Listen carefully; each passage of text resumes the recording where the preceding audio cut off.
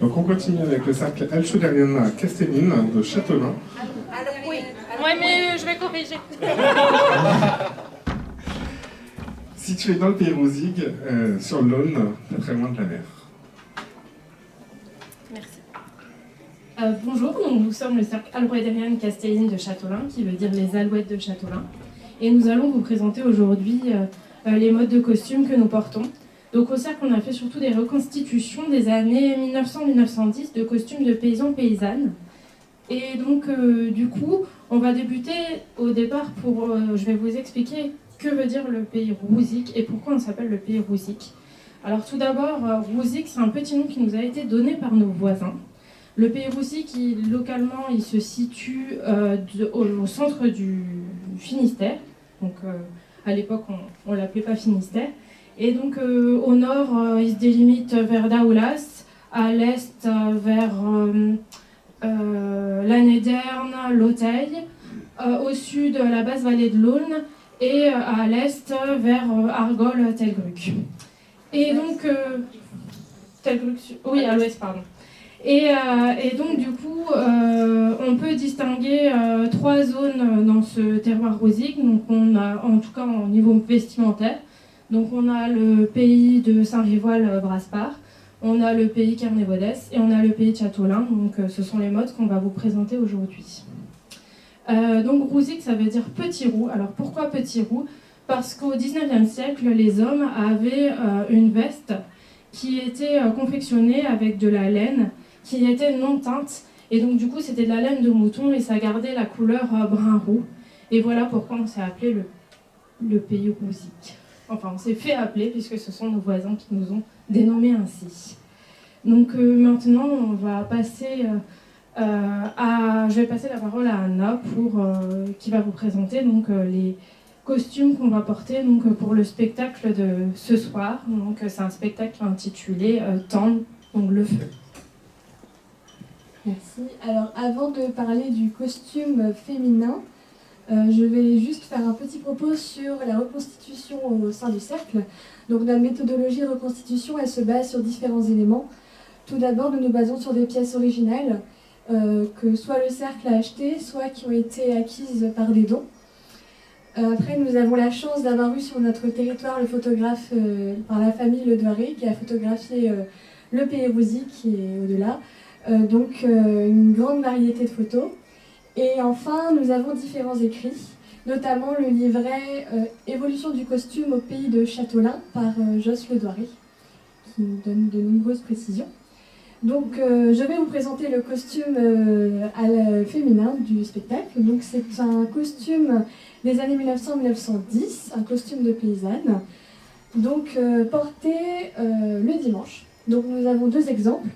Le petit dimanche, donc, qui est avec un tablier simple, et le grand dimanche, où là vous avez un tablier qui est plus ornementé avec de la dentelle et voilà, de la dentelle.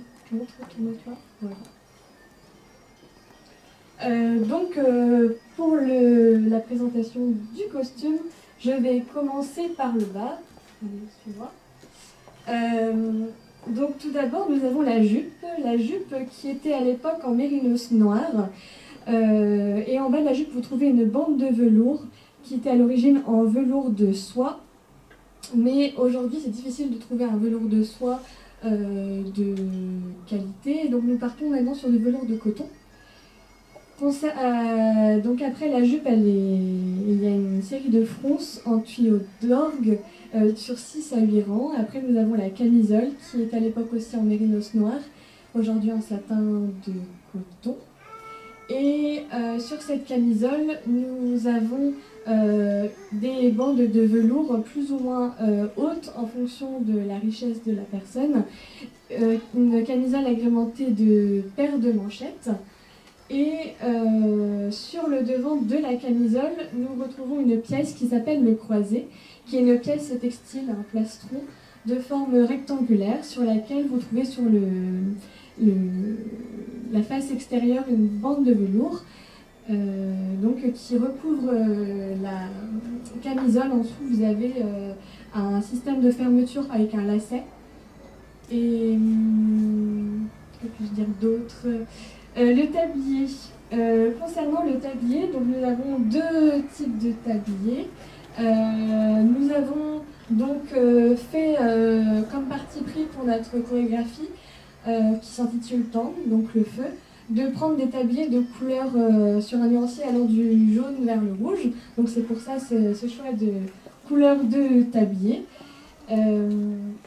Donc le tablier a également une partie, la partie triangulaire qui s'appelle la bavette, qui se fixe sur le croisé. Et ensuite, nous pouvons aborder la coiffure avec la parure. Tournez-vous, mesdames. Donc nous avons le col qui est amidonné et la coiffe, donc amidonnée également, qui forme, vous avez un fond avec une visagière ici et deux ailes. Léna, je te laisse t'approcher du jury.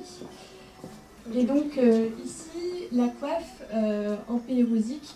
Donc vous avez en pied de Châtelain une paille qui forme une ligne droite. Une deuxième paille qui va former une forme de toit, donc qui est cassée. Vous pouvez bien la voir ici.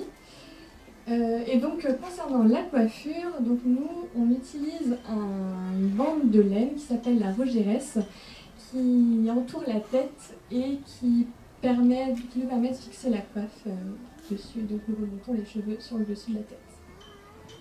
Voilà. Je pense que j'ai fait le tour. Donc oui, la difficulté aujourd'hui de la reconstitution de costumes, c'est vraiment de trouver des tissus. On ne peut pas forcément le faire avec des tissus d'époque parce que ces tissus n'existent plus, ou alors sont difficilement trouvables, ou alors la qualité a évolué. Donc voilà, on adapte avec ce que nous trouvons. Je te laisse continuer. Alors du coup maintenant on va passer à la question, donc je ne sais pas si le public qui est là a la précision, donc chaque groupe doit répondre à une question.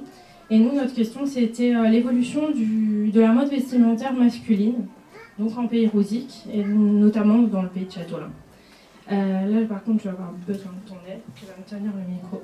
Parce que du coup on vous a dit qu'on présentait des costumes et notamment des reconstitutions des années 1900-1910. Mais bien sûr, au XIXe siècle, donc ce qu'il faut savoir, c'est que sous l'Ancien Régime, les costumes masculins, mais aussi féminins, étaient grosso modo assez similaires. J'ai rien dit de... Assez similaires sur toute l'Europe et notamment en France. Et donc du coup, c'est à l'issue de la Révolution, et notamment du milieu du XIXe siècle, qu'il va y avoir une individualisation du costume. Et notamment une individualisation selon la catégorie sociale, donc notamment la corporation de paysans, et ensuite aussi géographiquement. Donc en pays rosique et même en Bretagne, donc, on a eu la chance d'avoir des enquêtes qui ont été menées dans le milieu du XIXe siècle, et notamment François-Hippolyte Lallès, donc, qui a fait une grande enquête dans les années 40, et notamment 2 tournées en Bretagne. Et donc il a fait des lithographies des costumes et il a distingué différents modes donc en Bretagne. Et du coup, parce que nous on n'a pas reconstitué ce costume-là, mais vous avez la lithographie du costume de Châtelain tel qu'il a pu l'observer. Alors il faut faire très très attention avec les lithographies parce qu'il y a toujours le point de vue de l'auteur. Donc le costume à l'époque, on voit qu'il y a une différence avec le costume qu'on peut voir aujourd'hui. Donc à peu près en 1850, donc, vous avez déjà les éléments qui vont se retrouver aussi pour le costume de 1900-1910. Donc vous avez tout d'abord donc, un gilet qui va recouvrir la chemise. Donc là en 1850, il recouvre entièrement la chemise. Donc on la voit quasiment pas. Avec des boutonnières, donc c'était souvent des boutons de cuivre. Et des éléments de couture au niveau de la boutonnière qui sont de couleur rouge. Donc la veste, on en a parlé, c'est une veste coupe Louis XV. Donc on a quand même les habits à la française et donc les coupes, notamment les pourpoints qui nous viennent de Louis XV qui sont reprises aussi en Bretagne, parce qu'il faut savoir qu'aussi en 1850, vous avez aussi un grand essor en Bretagne, et notamment un grand essor économique, ce qui fait que les paysans, du coup, ont accès à des matériaux qu'ils n'avaient pas alors quelques années avant. Donc, ce pourpoint, ce gilet, et une bande de ceinture. Donc, Anna vous a parlé de Jos Le Douaret qui a écrit un livre. Donc, il indique que la ceinture était de cuir blanc les jours de grandes cérémonies. Et sinon, elles étaient en drap, donc de couleurs assez variées. Donc ici, c'est du rouge, mais ça pouvait aussi être du marron. Voilà. Et donc vous avez un chapeau aussi qui était assez large. Et donc, ce qui distingue des modes que vous avez aujourd'hui ici, donc c'est d'abord les couleurs, hein, le brun roux, mais aussi plutôt le bas, parce qu'à l'époque, vous aviez une culotte. Donc, c'est pas une culotte bragoubras comme on peut le retrouver dans le pays glasique, c'est une culotte bragoubert, c'est-à-dire que c'est très très proche de la jambe. Donc, c'est ce que, par exemple, au XVIIe siècle, on a appelé le haut de chausse. Et vous avez également donc, des guêtres en bas. Et la particularité à Châteaulin, c'est que ces guêtres, au niveau de la cheville, elles s'arrêtaient au niveau de la cheville. Et puis la guerre 1870 arrive, et progressivement, dans les années 1870, on va teindre cette veste qui était en brun roux. Et donc le costume va devenir assez noir, donc tu peux venir. Du coup, vous avez un chapeau aussi, le velours aussi arrive. Donc, la particularité du chapeau de Châteaulin, donc fin 19e et début du 20e, donc vous avez les rebords qui sont légèrement redressés. Vous avez également donc, une bande de velours qui vient serrer la calotte. Et la particularité à Châteaulin, c'est que vous avez une pièce métallique, mais qui est de forme rectangulaire, alors que nos voisins, les glasiques, eux, ils ont une boucle en forme carrée. Et après, vous avez les guides. Alors, le costume, c'est vraiment la carte d'identité de l'homme, mais aussi de la femme. Donc, on le localise géographiquement, mais aussi, ça permet d'avoir des indications sur le statut social, mais aussi sur le moment de sa vie. Donc, généralement, quand les guides étaient relevés, ça pouvait être des moments de mariage. Mais par exemple, quand le chapeau était mis sur le devant, et par exemple, ça pouvait être aussi lors d'un enterrement. Donc, voilà. Là, vous avez la particularité aussi, l'évolution, c'est que le gilet, plus les années passent, plus il va s'échancrer. Et encore aussi un indice du statut social. Donc, plus c'était ouvert ici, plus l'homme que vous aviez devant vous venait d'une ferme riche, donc c'était un parti intéressant. Donc, vous avez du velours plissé aussi. Et une ceinture qui n'est plus en cuir, mais en flanelle bleue. Ce qui est intéressant aussi, donc là vous pouvez la voir, hein, la coupe Louis XV, avec les soufflets cornous et puis les basques. Ce qui est intéressant pour le statut social aussi, c'est ce que vous avez ici. Donc plus il y avait des brides, plus aussi également l'homme était riche. Sur la veste, vous avez aussi donc, la boutonnière. Donc avant c'était des boutons de cuivre, aujourd'hui en 1900-1910 ce sont des boutons de G. Alors on appelle boutons de G, mais en fait c'est G par rapport à la couleur. En fait ce sont des boutons de verre. Donc les boutons ils pouvaient être agrémentés de motifs floraux ou de motifs géométriques. Mais aussi, par exemple, lorsqu'on était en deuil, les boutons étaient simplement des boutons de verre sans ornementation. Tu peux montrer au public aussi, hein, parce qu'ils sont là pour ça. Et ce qui change beaucoup avec la mode du 19e siècle, c'est qu'on abandonne progressivement le bras goubert pour passer à un pantalon à pont, puis un pantalon à braguette. Voilà, et donc c'est confectionné dans du tissu, donc le pantalon pouvait être uni, il pouvait être rayé, ou il pouvait être encore à carreaux.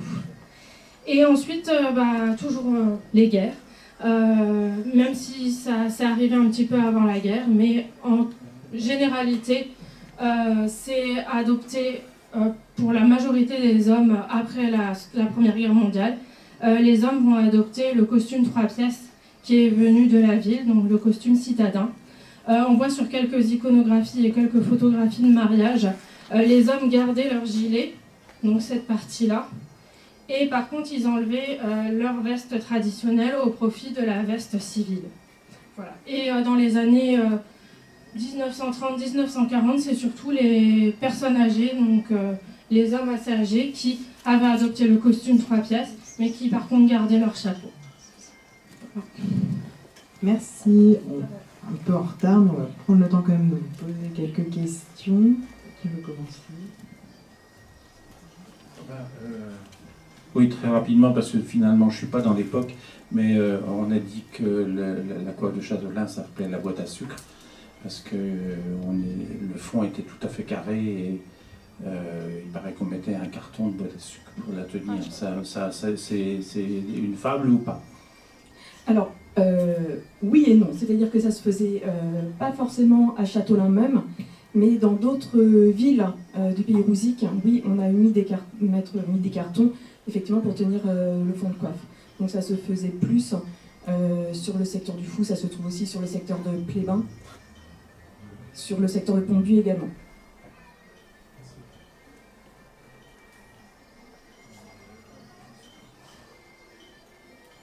Moi j'aurais une petite question par rapport à la hauteur des velours sur vos jupes.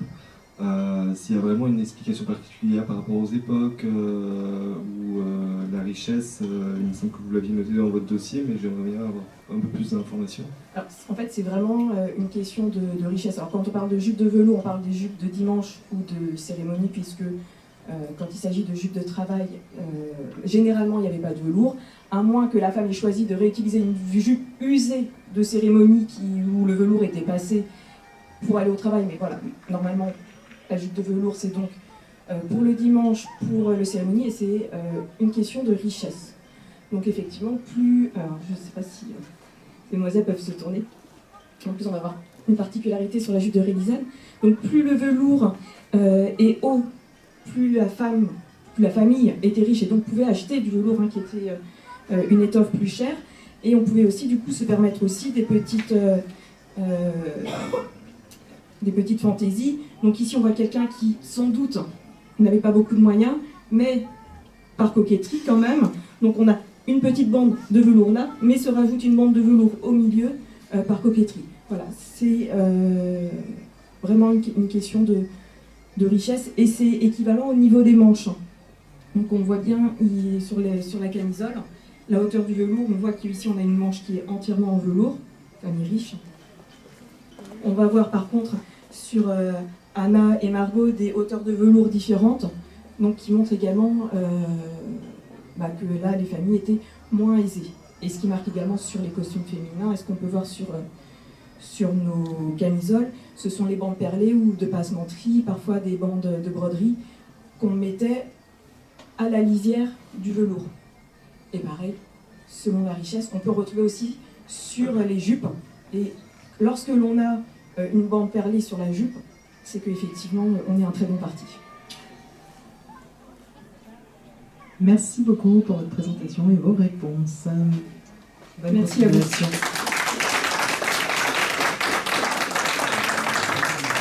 Merci.